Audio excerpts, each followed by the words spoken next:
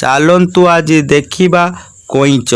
ଏ ପିଲାଟି ଦୁଇଟି କଇଁଚ ଚାଷ ଜମିରୁ ବହୁତ ଛୋଟ ଛୋଟ ଥିଲେ ତାକୁ ପାଇ ଆଣି 2-3 ମାସ ତଳେ ଏ କୁଣ୍ଡରେ ରଖି ବିଭିନ୍ନ ପ୍ରକାରର ତାକୁ ଖାଦ୍ୟ ଦେଇ ଆଜି ଏତେ ବଡ଼ ବଡ଼ କରିଦେଇଛି।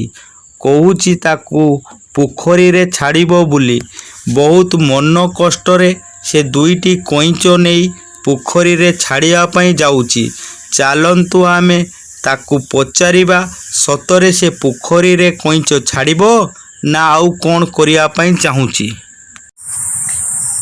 ଏ ଛୁଆ, ଏ କଇଁଚ ଦୁଇଟି କ'ଣ କରିବୁ? ପୋଖରୀରେ ଛାଡ଼ିଦେବୁ। ପୋଖରୀରେ ଛାଡ଼ିଦେବୁ? ହଉ। ଖାଲି କଇଁଚ କାହିଁକି, ସେ ଯଦି ତା ଆଗରେ କୌଣସି ପକ୍ଷୀ ଯଦି କ୍ଷତିଗ୍ରସ୍ତ ହୋଇ ପଡ଼ନ୍ତି ତେଣୁକରି ତାକୁ ଘରକୁ ନେଇ ଆସେ ଏବଂ ତା'ର ଚିକିତ୍ସା କରି ତାକୁ ମଧ୍ୟ ସେ ଏଇଭଳି ଭାବରେ ଛାଡ଼ିଦିଏ। ସତେ ଯେମିତି ଲାଗେ ସେ ସେମାନଙ୍କର ସାଥୀ ହୋଇ ରହିଛି।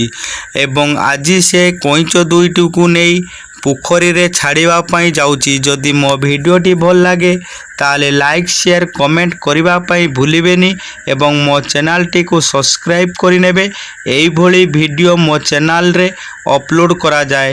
ଦେଖନ୍ତୁ ସେ କଇଁଚ ଦୁଇଟି ଦେଖେଇ ପାଣିରେ ଛାଡ଼ୁଛି ଏବଂ ପାଣିରେ ଛାଡ଼ିଲା ପରେ ଗୋଟିଏ କଇଁଚ ପଳେଇ ଯାଉଛି, ଆଉ ଗୋଟିଏ କଇଁଚ ଯାଉନାହିଁ।